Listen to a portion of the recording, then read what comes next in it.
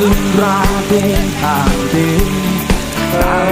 ดีค่ะขอต้อนรับเข้าสู่ช่างแพรไหวแช่แน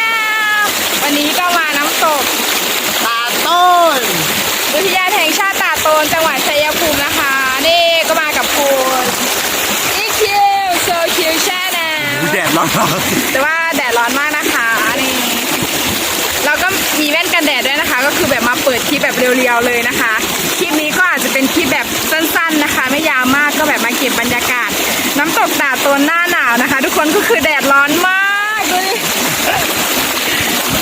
แดดร้อนมากค่ะโอ้ดูตาก่อน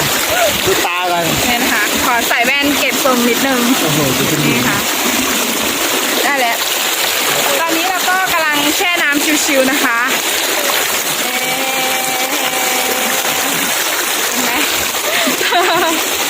แต่ว่าน้ำตกที่นี่ก็คือแบบเย็นมากนะคะทุกคนได้ยินเสียงน้ำตกบ้างไหมเอ่ยก็คือแบบเสียงน้ำไหลแบบเย็นเวอร์นะคะบรรยากาศดีเวอร์อุ้ยบรรยากาศร้อนมากเวอร์นะคะทุกคนน้ำเย็นมากแต่ว่าอากาศแดดร้อนมากอีกสักพักก็คงจะนอนในน้ำแล้ว A few moments later เราก็พาทุกคนมาเล่นน้ำตกนะคะแต่แดดร้อนไม่ไหวก็คือแบบสู้แดดมากนะคะทุกคนนี่นะคะก็คือแบบน้ำเย็นมากเดี๋ยวเราจะพาไปเล่นมันไม่ไหวนะคะวิเย็นมากเย็นมากเย็นสาดน้ำมาหน่อยสิจะเปียกค่ะสาดมาเป็นโทรศัพท์นางไงประเด็นดูไหน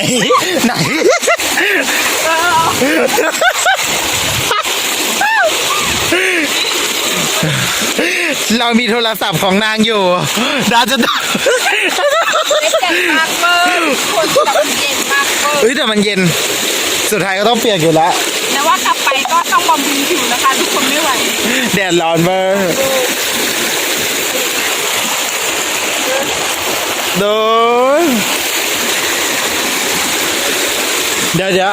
ลองน้ำเบาๆนี่เบาแล้วใช่ไหมเดี๋ยวเนี่ยอาบน้ำไหมหนูจะพักจะนอนแล้วนะเนี่ยลองนอนไอ้คนหนักนู่นไปนอนบนโขดหินเร็วชายจะเขียนว่าอยากอายเขา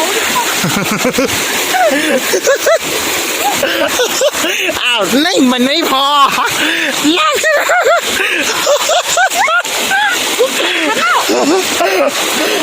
พอแล้วค่ะนี่น้องแพรใหม่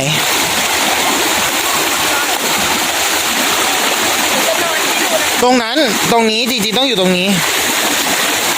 ได้นะ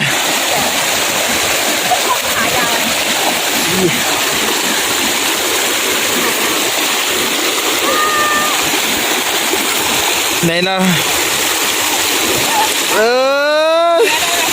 ขายาวไหมไหนได้อยู่นะได้ถึงนะเอ้ยเนี่ยจับตัว A few moments later มาเร็วขาเดียวไหมเขาเป็นนางเงือก3 2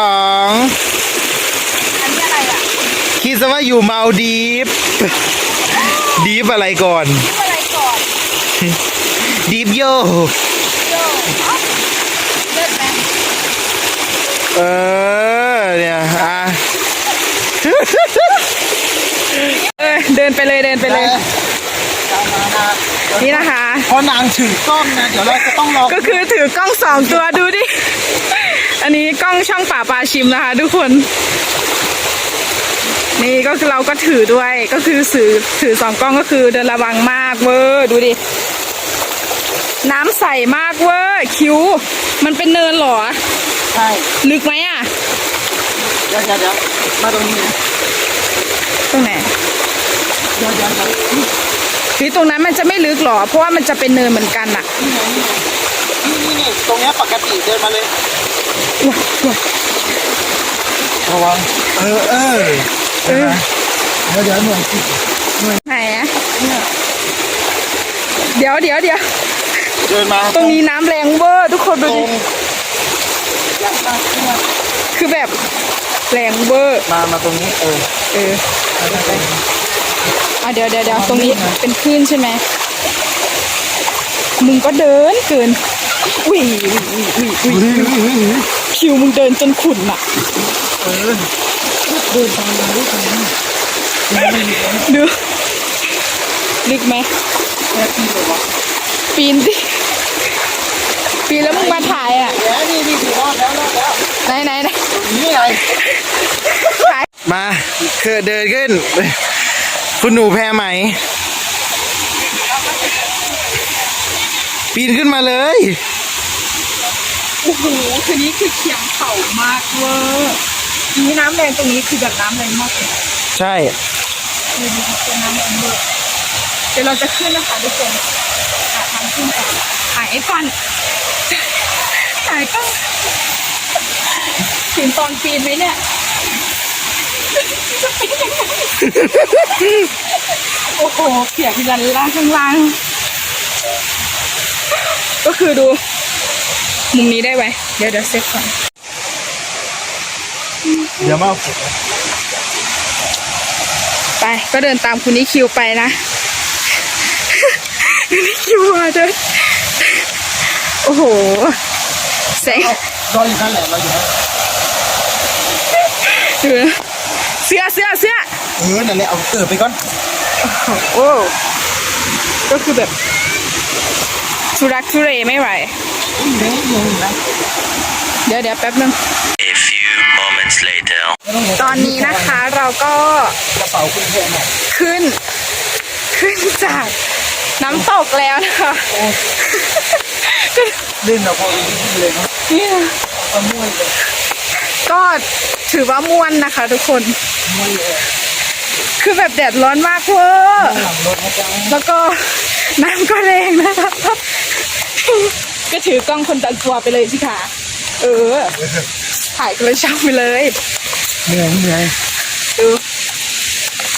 ตาต้นหน้าหนาวเฮ้ยเหนื่อยทุกคนเหนื่อยมาก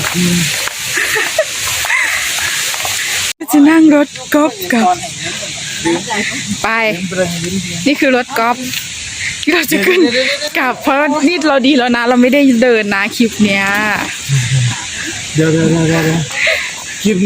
รถเขาเพิ่งอะไรนะ คือแบบ รถเขาเพิ่งมา4 วันนี้เอง ใช่ ใช่ไหม มา3-4 วัน โอ้ไม่ถึงอาทิตย์ด้วยโอ้ คือแบบร้อน ป๋าไปตอนรับป๋าปาชิมพอดีแล้วเลยถ้าแต่บริยางมาแล้วนี่ นี่เด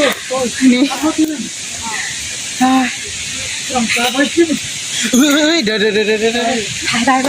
ถ่ายลูกเดี๋ยวถ่ายลูก นี่ออกแล้ว 5 คนแต่เราประมาณ8 อีหลีดิ8ไปบุญดิกลับแล้วครับ นี่คือริวอะไร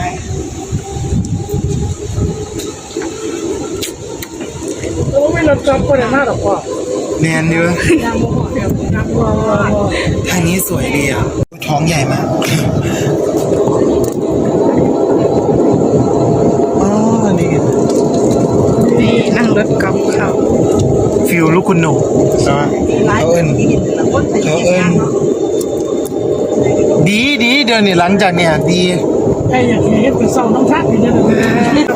ต่ก็ยังดีเนี่ย วิดีโอเล่นไว้ถ่ายได้ด้วย เรียกไปนะ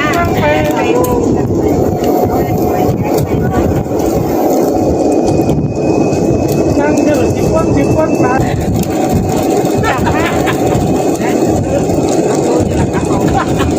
ดี๋ยวจะเป็นตอนนี้ให้พี่ละครับอันนี้นะ วิดีโอเหรอ ทำสัญญาแล้ว นับกรู เรารักตาตูนป้าย we love ทาชอน วิลเลทาทอร์ เป็นทาชอน ทาทอร์ ป้ายเขียน A few moments later. โอ้ยเย็นสบาย ตากลมเอาเสื้อผ้าให้แห้งจะได้นั่งหน้าโอ้ย